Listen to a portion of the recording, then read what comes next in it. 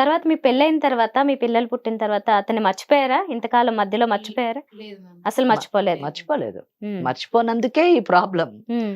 Main. Madam మీ వారి పేరేంటమ్మా? Madam మా వారి పేరు చెప్పాలని చెప్పొద్దు అనుకుంటున్నారు. Okay, right. తెలుస్తుంది కాబట్టి. ఓకే.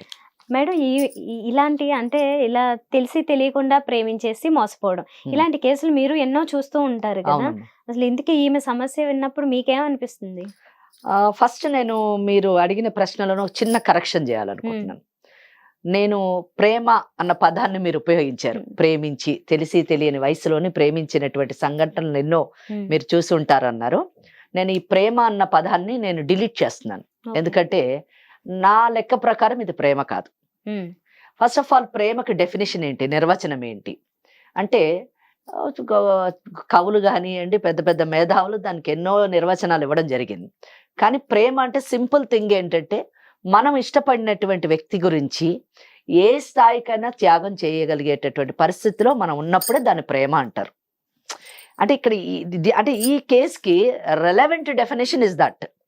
ఎందుకు నేను ఈ మాట అన్నానంటే ఇక్కడ ఫస్ట్ మనము ముగ్గురు వ్యక్తులు ఇందులోని ఈ కేసులోని భాగస్థులు.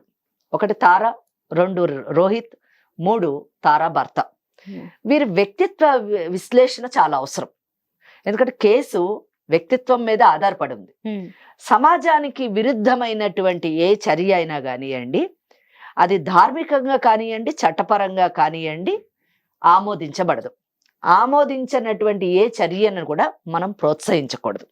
ఇక్కడ తార వచ్చినప్పుడు మన దగ్గరికి అంటే ఈ కార్యక్రమానికి వచ్చి ఆమె ఏమి కోరుకుంది అన్నప్పుడు ఒకటేమన్నదంటే, నాకు అతనితోని రోహిత్తోని నేను ఉండాలని కోరుకుంటున్నాను, కానీ అతను ఒప్పుకోవట్లేదు. ఈ అయోమయ పరిస్థితుల్లోంచి నేను ఎలా బయటపడాలి? ఇక్కడ రోహిత్తోని తారా ఉండాలి అన్నది మనం ఆబోధించేటటువంటి విషయం కాదు. దాన్ని ప్రోత్సహించకూడదు కూడా. ఎందుకంటే అటువంటి విషయాన్ని మనం ప్రోత్సహిస్తే రోహిత్ లాంటి వ్యక్తులు సమాజంలో ఎక్కువయ్యి సమాజానికి వారు ఒక కీడును చేసేటటువంటి అవకాశం ఉంది. ఎందుకంటే ఇటువంటి రిలేషన్షిప్స్ అన్నీ కూడా వాస్తవానికి ఒక క్రైమ్ లాగానే ఎండ్ అవుతూ ఉంటాయి నిజానికి. అంటే ఇది చరిత్ర చెప్పినటువంటి నగ్న సత్యము, చట్టం చెప్తున్నటువంటి విషయం కూడా. ఇక్కడ మీరు చూడండి, రోహిత్ విషయం తీసుకుంటే రోహిత్ కానివ్వండి, తారా కానివ్వండి, వీళ్ళిద్దరి మధ్యన ఉన్నటువంటిది ప్రేమ కాదు, ఇష్టం అన్నదే కరెక్ట్ వర్డ్. ఎందుకు ఇష్టం అంటే వాళ్ళిద్దరు వ్యక్తిత్వాలు ఆల్మోస్ట్ సిమిలర్ వ్యక్తిత్వాలు, సేమ్. ఎందుకంటే వాళ్ళకు ఒక దశ గాని దిశ గాని లేదు, జీవితం పట్ల క్లారిటీ లేదు, భవిష్యత్తు పట్ల ఆలోచన లేదు, సమాజం గౌరవం పట్ల కానివ్వండి, చట్టం పట్ల కానివ్వండి, ధర్మం పట్ల కానివ్వండి వాళ్ళకి ఎటువంటి అవగాహన లేదు, వాటి మీద నమ్మకం కూడా లేనటువంటి వ్యక్తులు. ఎందుకంటే రోహిత్ ఇటు అమెరికా నుంచి ప్రతిసారి భారతదేశానికి రావడము, ఆయన ఈ మెడికల్ షాప్ లో తారా పనిచేసేటటువంటి మెడికల్ షాప్ లో కొనకూడనటువంటి అంటే అవసరంతో కొనడం వేరు, కొనకూడనటువంటి వస్తువులు కొని కొనడం అన్నది ఈ అమ్మాయికి తెలుసు, తారాకు తెలుసు. దాన్ని బట్టే మనకు అర్థమవుతుంది అతను ఒక విలాస పురుషుడు, ఏ మాత్రం కూడా విలువలు లేనటువంటి వ్యక్తి. అంటే అసలు సామాజిక విలువలు కానివ్వండి, కుటుంబ విలువలు కానివ్వండి పాటించినటువంటి వ్యక్తి. అటువంటి వ్యక్తిని తారా ఇష్టపడ్డం అన్నది మళ్ళీ ఇక్కడ పర్సనాలిటీస్ ఇద్దరి కూడా, అంటే ఇద్దరు వ్యక్తిత్వాలు ఒక విధంగా చెప్పాలంటే సూట్ అయింది. అంటే విలాసవంతమైన జీవితాన్ని జీవించేటటువంటి రోహిత్, విలాసవంతమైనటువంటి జీవితాన్ని కోరుకునేటటువంటి తార ఇష్టపడడంలో పెద్ద ఆశ్చర్యం ఏం లేదు. ఎందుకంటే ఇక్కడ తార అతనితో కలిసి నెక్స్ట్ సెకండ్ స్టేజ్ లోని ఆమె పబ్స్కి వెళ్తుంది. ఆమె కార్లు ఆమె చెప్పింది, ఆయన కార్లో వచ్చి తీసుకెళ్తూ ఉండేవాడు, అవన్నీ కూడా నాకు చాలా నచ్చేవి. అంటే ఎక్కడో, ఎందుకంటే తను ఇక్కడ ఒకటి ప్రతి కేసు కూడా మనం స్టడీ చేసేటప్పుడు ఒకటి సోషల్ యాంగిల్లోని, అంటే సామాజిక పరమైనటువంటి యాంగిల్లో ఒకటి చూడాలి, మానసిక పరమైనటువంటి యాంగిల్లో చూడాలి, ధర్మము చట్టము ఈ మూడు కలిపి చూసినప్పుడు ఆ సమస్యకి సొల్యూషన్ మనకు దొరికిపోతుంది. ఇక్కడ సామాజిక పరమైనటువంటి యాంగిల్లో మనం చూసినప్పుడు తార ఒక మిడిల్ క్లాస్ అమ్మాయి, ఇంకెక్కువ మాట్లాడితే లోయర్ మిడిల్ క్లాస్ కూడా ఉండి ఉండొచ్చు. ఎందుకంటే ఆమె ఒక మెడికల్ షాప్ లో పనిచేసేటటువంటి అమ్మాయి. ఆ మెడికల్ షాప్ లో పనిచేసేటటువంటి అమ్మాయికి ఒక విలాసవంతమైన జీవితం జీవించేటటువంటి ఒక అబ్బాయి, అంటే ఈజ్ ఫైనాన్షియల్లీ ఒక గుడ్ పొజిషన్ లో ఉన్నటువంటి రోహిత్ న్యాచురల్లీ అట్రాక్ట్ అయ్యాడు. ఏ యాంగిల్లో అట్రాక్ట్ అయ్యాడు? ఫైనాన్షియల్ యాంగిల్లో ఫస్ట్ అట్రాక్ట్ అయ్యాడు. అంటే సోషల్ యాంగిల్లో దిగువ స్థాయిలో, ఆర్థికంగా దిగువ స్థాయిలో ఉన్నటువంటి తారాకి ఆర్థికంగా హెచ్చు స్థాయిలో ఉన్నటువంటి రోహిత్ ఎందుకు అట్రాక్ట్ అయ్యాడంటే తనలో నిగుడీకృతమైనటువంటి కోరికలన్నీ తీర్చేటటువంటి వ్యక్తిగా అతను కనిపించడం ఫస్ట్ అట్రాక్షన్. అది ఆకర్షణ మాత్రమే. It is not Prema, it is only ఆకర్షణ. అది ఫస్ట్ థింగ్. ఆ అట్రాక్షన్ సెకండ్ స్టేజ్లోని ఆమెకు తీరుతూ వచ్చింది. ఎప్పుడైనా ఏ వ్యక్తి అయినా కానీ ఒక ఇష్టము తీరిన తర్వాత నెక్స్ట్ లెవెల్ ఏంటి అన్న క్వశ్చన్ వస్తుంది. ఆ నెక్స్ట్ లెవెలే ఇక్కడ ఇష్టం పోయి పెళ్లిగా మారింది. అంటే ఫస్ట్ స్టేజ్లోనే రోహిత్ చెప్పాడు, నేను పెళ్లి అటువంటి పర్సన్ కాదు, నేను ఓన్లీ ఎంజాయ్మెంట్ పర్సన్ని, నేను కొనేటటువంటి వస్తువులే నీకు అర్థమై ఉండాలి, I just use and enjoy అంతే, కనుక నాకు పెళ్లి అనేటువంటి కాన్సెప్ట్లో నేను లేను అని చెప్పాడు. కానీ ఈ అమ్మాయి ఆ ఫస్ట్ కాన్సెప్ట్ని యాక్సెప్ట్ చేసింది, అతనితో తిరిగిన తర్వాత సెకండ్ స్టేజ్ పెళ్లి అన్న దగ్గరికి వెళ్ళింది. ఆ పెళ్లి అన్న తర్వాత ఏదైతే అతనికి ఇష్టం లేదో అది నేను యాక్సెప్ట్ చేయనని చెప్పేసి అతను వెళ్ళిపోవడం జరిగింది. కానీ ఈ అమ్మాయి అంటే ఒక ఇమ్మెచ్యూర్డ్ స్టేజ్లో ఉంది కాబట్టి ఫస్ట్ స్టేజ్ నుంచే మనం అడ్జస్ట్ అయ్యి ఉండొచ్చు అని అనుకుంది, ఇలాగే ఎంజాయ్ చేయొచ్చు అనుకుంది. కానీ తల్లిదండ్రులు ఆ స్టేజ్లో ఉండరు కదా, వాళ్ళు ఒక పద్ధతిలో కలిగినటువంటి కుటుంబం నుంచి వచ్చారు కాబట్టి వాళ్ళు ఏమన్నారు, పెళ్లి చేయాలి అని అన్నారు. అక్కడ పెళ్లి చేయడం జరిగింది. ఇక్కడ థర్డ్ పర్సన్ ఎంటర్ అయ్యాడు, భర్త అనేటటువంటి పాత్ర. ఇక్కడ థర్డ్ పర్సన్ పర్సనాలిటీ ఏంటంటే ఒక కుటుంబము, ఒక భార్య, 2 బిడ్డలు.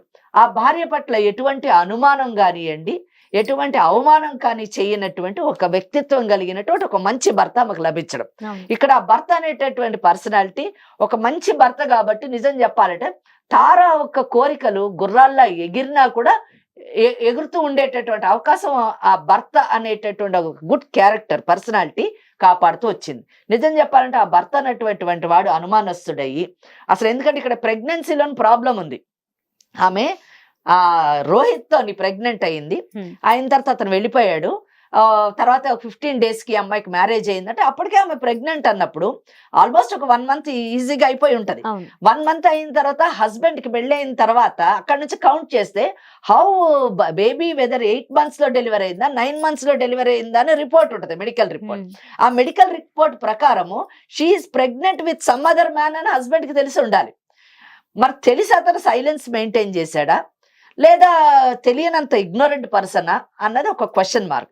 ఏదేమైనా కానీ భార్యను భార్యగానే చూసి ప్రేమించి అనుమానం లేకుండా అతను గౌరవించడం వలన ఈ తార అనేటటువంటి ఈ అమ్మాయి అక్కడతో రెస్ట్రైన్ కాకుండా ఆ భర్త యొక్క మంచితనాన్ని గుర్తించకుండా 2 బిడ్డలకు కూడా ఆమె తల్లి అయింది. ఇక్కడ తల్లి అనేటటువంటి పాత్రలోకి ప్రవేశించిన తర్వాత కూడా still she wants to live like an unmarried girl and enjoy her life అన్నది which is not acceptable for anybody.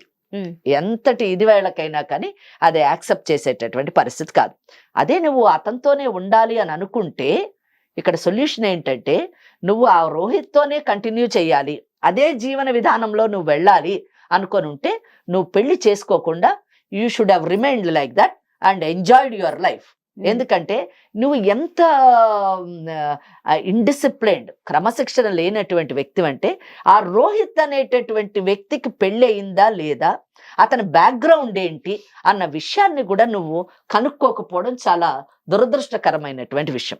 ఎందుకంటే నేను ఈ పాయింట్ ఎందుకు నేను ఇన్సిస్ట్ చేస్తున్నానంటే ఒకవేళ రోహిత్ అనేటటువంటి వ్యక్తికి పెళ్ళయి అతనికి కూడా ఒక కుటుంబం ఉంటుంది, తప్పకుండా ఉంటుంది.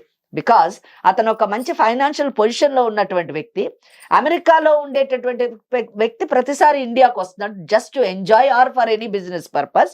అంటే అమెరికాలో ఒక ఫ్యామిలీ ఉండి ఉంటుంది.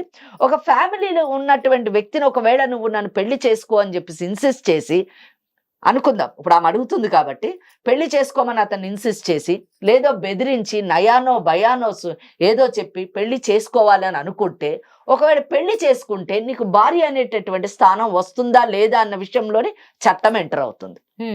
If at all he's married, అతను పెళ్లి అయ్యి ఉంటే నువ్వు అతన్ని పెళ్లి చేసుకోవడానికి అవకాశం లేదు.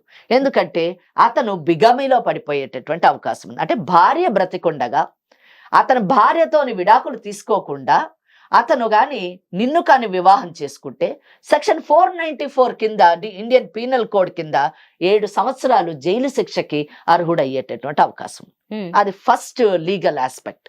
సెకండ్ ఆస్పెక్ట్, నువ్వు పెళ్ళయి ఒక పెళ్ళైనటువంటి వివాహితగా ఇద్దరు బిడ్డలకు తల్లిగా నువ్వు నీ పెళ్లి అనేటటువంటి బంధం అనేటటువంటి చట్రంలో ఉండగా నువ్వు ఇంకొక మగవాడి పట్ల ఆకర్షితురాలివై అతనితోని వివాహం చేసుకోవడానికి నువ్వు కూడా అనర్హురాలివై అవుతావు.